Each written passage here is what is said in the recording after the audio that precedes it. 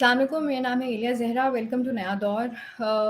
पाकिस्तान की national assembly के एक मेंबर अली वज़ीर जो काफ़ी अरसे से जेल में हैं, वो पिछले कुछ दिनों में उनकी न्यूज़ आई बहुत डिस्टर्बिंग।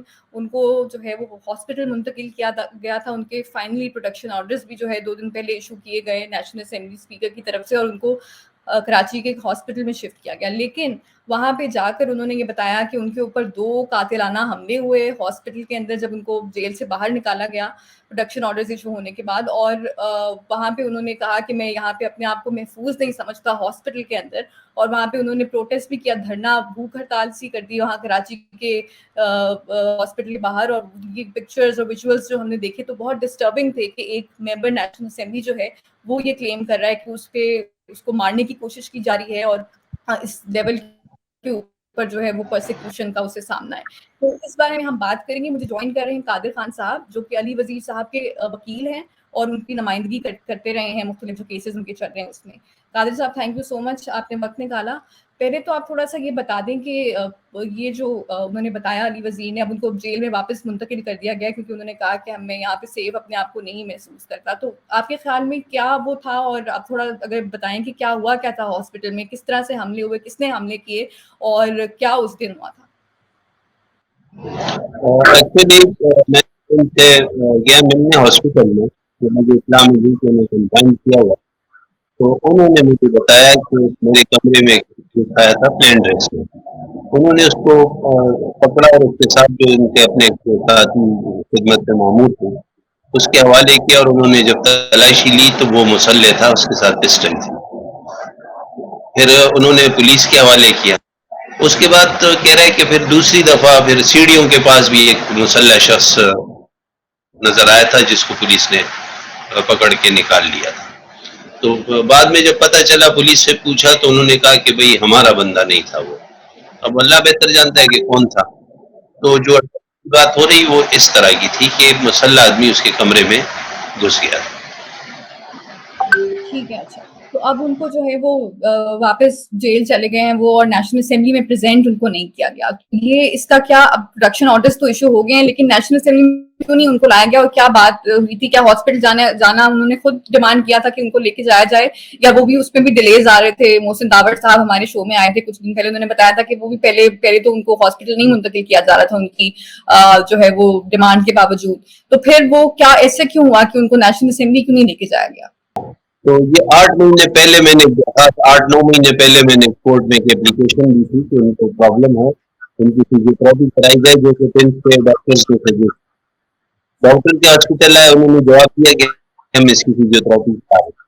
लेकिन वो फिजियोथेरेपी वो मैनुअल तरीके से फिजियोथेरेपी करा रहे थे, जबकि उसको रिक्वायर है लेटेस्ट जो कि इक्विपमेंट्स हो वो उनको दिखाई देते सरदर्द। हमने कहा कि आप उन्हें हॉस्पिटल भेजें जहाँ इसकी प्रॉपर फिजियोथेरेपी हो, लेकिन 8-9 महीने से किसी ने इसको कोई एक्शन नहीं लिया। अब कुछ दिन पहले जो उनकी लास्ट पेशी थी, तकरीबन मेरे ख्याल में इस बात को भी 20-22 दिन हो गए, उन्हें दोबारा एप्लीकेशन दी क्योंकि इनसे खड़ा नहीं हुआ जा रहा है। ये 4-5 दिन से ज्यादा खड़े रह नहीं सकते। तो मैंने फिर एक दूसरी कोर्ट में, क्योंकि इस तरह 4 अदालतों में केसेस चल रहे, तो 12 नंबर इंसादात दहशतगर्दी की अदालत में मैंने फिर एक दोबारा दरख्वास्त दी कि भाई इसको 20 दिन किया। तो उस पर 20 दिन गुजर गए थे, लेकिन कोई इंस्पेक्शन नहीं हुआ। आज तो कि जज ने लेटर वगैरह तो लिखा, जेल इंतजामिया को, लेकिन कुछ नहीं हुआ। लेकिन सडनली हम देखते हैं कि जैसे इसकी प्रोडक्शन ऑर्डर जाती है, तो जैसे जैसे उसके ऑर्डर सेंट्रल प्रेजेंट कराची में पहुंचे, तो देन एंड देयर जिला पोस्ट ग्रेजुएट मेडिकल फीस मुंतकिल कर दिया जाता है, और वहाँ ये कहते हैं कि हम इसके इलाज के लिए तो 2 दिन उसको रखा, और कोई ना कोई थेरेपी ना कुछ। फिर मुझे जाना पड़ा। जब मैं गया तो वहाँ मैंने डॉक्टर से कहा कि भाई आप पेशेंट जो है वो ठीक है, उसको एडमिट होने की कोई जरूरत नहीं, इसके लिए उसका प्रॉब्लम तो फिजियोथेरेपी है, तो हम चाहते हैं कि आप इन्हें रिलीज करें।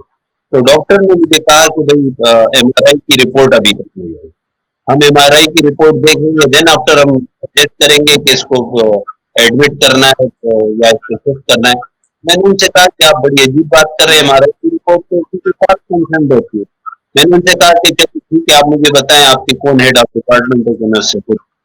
तो पता चला कि हेड ऑफ डिपार्टमेंट साहब थे, साहब अब वो जा चुके, और भी वहाँ पे कोई जिम्मेदार था। फिर वहाँ पे शाम तक, मतलब मगरिब के बाद उन्होंने फिर से अभी तक हालांकि प्रोडक्शन ऑर्डर टीचर साहब के मौजूद हैं। अब अभी तक राइट नाउ अभी से बात करें तब तक वो दिक्कत नहीं। ठीक है। अच्छा, हमें ये खबर मिली थी कि उनको हॉस्पिटल अब शिफ्ट, अब वो जेल वापस शिफ्ट कर दिया गया है। तो अब इसका जी, क्या? ठीक है, तो अब वो प्रोडक्शन ऑर्डर्स का लीगल इसमें क्या इस वक्त स्टेटस है कि दोबारा से क्या इशू होंगे प्रोडक्शन ऑर्डर्स, क्योंकि इन जो पहले हुए थे उन पे अमल दरामद तो नहीं हुआ। तो अब क्या उसको जो नहीं है वो? नहीं, दोबारा प्रोडक्शन ऑर्डर की इशू करने की जरूरत नहीं। प्रोडक्शन ऑर्डर तो इस पूरे असेंबली सेशन के लिए हो, चाहे तो आज भी तो अभी इसी कर सकते हैं, फ्लाइट्स अवेलेबल होती है इस्लामाबाद के लिए। नहीं तो कल चार का दिन है, कल नहीं जा सकते, क्योंकि असेंबली का सेशन जॉन हुआ है 3 तक के लिए। तो अगर ये चाहे स्पीकर के ऑर्डर कंप्लाई करें तो अभी और वो ऑर्डर अभी तक इंटैक्ट है। ठीक है।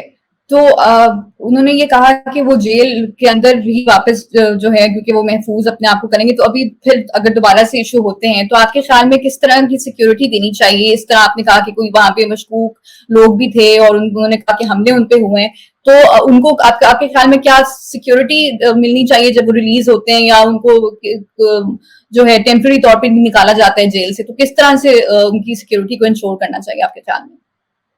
सिक्योरिटी जाहिर बात है कि पुलिस को अपने हाथ में रख सकती है, पैसेंजर को नहीं अंदर आने दे। तो लेकिन बात अब यहाँ पे ये है कि उनको तो फिजियोथेरेपी की जरूरत है, उसको एडमिट करने की कोई जरूरत नहीं थी। ठीक आपको है। या तो ये कि फिजियोथेरेपी के पास आप उनको जेल से लाए, फिजियोथेरेपी करें, वापस जेल ले जाए। या अगर आप समझते हैं कि नहीं उनको लाना ले जाना हमारे लिए सिक्योरिटी प्रॉब्लम है, तो वहाँ पे उसकी मोशन सिक्योरिटी और जो है वो बाउंड किया जाए कि यहाँ पे कोई भी तत्व उसको ना आने और उसका ताल्लुक किसी से।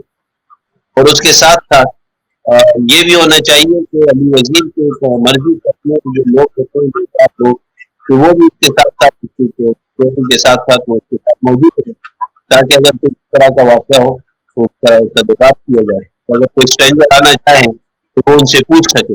हाल दो पुलिस की सिक्योरिटी, क्या सिक्योरिटी बात है, 20-25 पुलिस जवान मौजूद थे, नीचे थे, भी थे उनके कमरे के पास। लेकिन बात ये कि उसके बावजूद आखिर स्ट्रेंजर आदमी कैसे उसके कमरे में आ रहा है। तो उसके लिए एक तो जरूरी है कि अली वजीर की मर्जी के अपने जो लोगों का स्ट्रक्चर के उनको चार उसके साथ वार्ड में मौजूद, क्योंकि उसको यहाँ पे वो हॉस्पिटल वार्ड कहलाता है प्राइवेट वार्ड, सरकारी हॉस्पिटल में। लेकिन उसमें इतना अच्छा है कि अंदर एक बेडरूम है, तो बाहर एक छोटा सा ड्राइंग रूम टाइप की जगह है, उसमें वो लोग उसके साथ रह सकते हैं। ठीक है। तो आपके मुताबिक जो पूरी हॉस्पिटल के अंदर उनके साथ एक उनको डिले किया जा रहा है, उनका इतना लंबा वो प्रोसेस नहीं था फिजियोथेरेपी जैसे आप कह रहे हैं कि उसकी उनको जरूरत थी, और वो जो रिपोर्ट्स की वजह से उनको हॉस्पिटल में रखा गया, जो कि लगता है नजर ऐसे आता है बजाहिर कि वो नेशनल असेंबली के अंदर प्रेजेंट ना होने, उनको जो है रोकने के लिए कि नेशनल असेंबली से वो दूर ही रहे, हॉस्पिटल में ही रहे, ये एक कोशिश लगती है। तो अब अली वजीर जो है वो काफी अरसे से जेल में है, उनको बेल भी मिली पिछले कुछ दिन पहले कुछ केसेस के अंदर, लेकिन एक केस उनका अभी भी पेंडिंग है जिसकी वजह से वो जेल से निकल नहीं सके डिस्पाइट गेटिंग द बेल। तो वो कौन सा केस है जो अभी है, और उसकी डिटेल्स आप थोड़ी सी हमें बताएं। नहीं, एक नहीं, दो केसेस पेंडिंग है। एक 28 तारीख की बेल ऑर्डर होना है, दूसरे पे 30 तारीख को बेल ऑर्डर हो। लेकिन वो 30 तारीख वाला जो गया हुआ है application, तो देखते हैं अगर वो आता है तो फिर 30 को ऑर्डर कर देगा। तो ये दो केसेस अभी रहते हैं इसके फिलहाल। तो 4 इन्होंने ये दिखाए हैं। अब ये भी नहीं पता कि उसके फर्दर किस, क्योंकि इनको अगर आपके पास टाइम हो तो मैं 2 मिनट और आपके लिए एक्चुअली इनको दिसंबर 15 2020 अब ये इसके तकरीबन 8 महीने बाद इसके केस में भी ये इन्वॉल्व है, 2 केसेस हो गए। उसके फिर 4 महीने बाद फिर तीसरा केस दिखाया गया कि उसको तीसरा केस भी। अभी तकरीबन 2 महीने पहले उसको चौथा केस दिखाया गया, तो वो केस भी। तो जैसे कि किसी केस में जमानत होती है तो एक और FIR जो पहले से कटी हुई होता है। तो अभी इस वक्त तक मैं भी नहीं श्योर कि अभी मजीद इसको ठीक है, सही है। बिल्कुल, आपने थैंक यू आपने यही LFID से उनकी सिर्फ 1.5 साल की आपके पास कस्टडी में है, तो आप उसके टोटल केसेस क्यों नहीं सामने लाते, केस नहीं करते, भले 50 हो, लेकिन अभी तक उसका कोई रिजल्ट तो आ चुका होगा। ठीक है, बिल्कुल ये डिलेज जो किए जा रहे हैं ये इस बात की निशानदेही करते हैं कि एस्टैब्लिशमेंट के न्यूट्रल होने के बावजूद भी कुछ ऐसे लोग हैं जिनके साथ अभी भी उसी तरह का मिसट्रीटमेंट रखा जा रहा है और हमें सबको पता है कि कौन इससे पीछे है, लेकिन ऑब्वियसली नाम नहीं ले सकते। सो बहुत शुक्रिया कादिर खान साहब, आपने अपडेट किया हमें और हम उम्मीद करते हैं कि इस पे उनका जो है उनको रिलीज किया जाए क्योंकि ये बिल्कुल ट्रम्प्ड अप चार्जेस हैं। शुक्रिया। तो नाज़रीन, आप बातें सुनिए कादिर खान साहब की, उनकी कुछ टेक्निकल डिफिकल्टीज उनको आ रही थी, तो वो उनकी आवाज़ थोड़ी नहीं सही हो रही थी। उन्होंने बेसिकली बताया किस तरह से डिलेज हो रहे हैं अली वजीर के केस में। उनको जो है वो हॉस्पिटल लाया गया,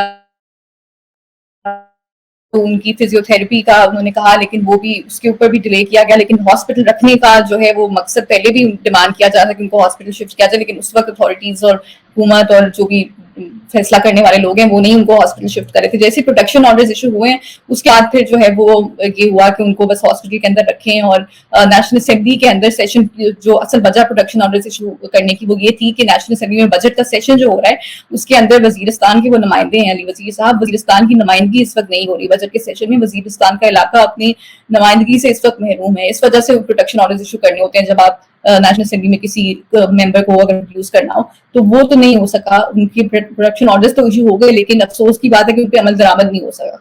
तो इससे ये साबित होता है कि हम अभी भी पाकिस्तान के अंदर हुकूमत भी बदल गई, हम कहते हैं कि एस्टैब्लिशमेंट न्यूट्रल भी हो गई है, लेकिन अभी भी जो नुमाइंदे हैं पाकिस्तान की एथनिक माइनॉरिटीज के जो अपने हक के बारे में बात करते हैं उनको जो है किस तरह से ट्रीट किया जा रहा है। और जो लोग कहते हैं कि वो स्पीच इस तरह की करते हैं, उनकी स्पीच में ये स्टेट के खिलाफ बातें होती है, तो आप देख सकते हैं कि इस वक्त पीटीआई के लोग किस तरह की बातें करते हैं। वर्कर्स उनके लाहौर कराची में जो उस वक्त उनके प्रोटेस्ट हो रहे हैं उसके अंदर वो कैसे प्लैक कार्ड्स के ऊपर किस किस का नाम लिखते हैं, किस किस को जो है वो तनकीद करते हैं, और ऐसी सोशल मीडिया पे कैसी कैंपेन्स वो चला रहे हैं, गालियां दे रहे हैं रियासती इदारों को भी, रियासत के लोगों को भी, लेकिन उनके खिलाफ इस तरह का जो है वो नहीं हो रहा। तो ये डबल स्टैंडर्ड्स भी जाहिर करती है ये बात कि एक जो नुमाइंदा जो अपने लोगों की बात कर रहा है, वजीरिस्तान के लोगों की हकूक की बात कर रहा है, उसको जो है इस तरह से स्टेज ट्रीट करती है।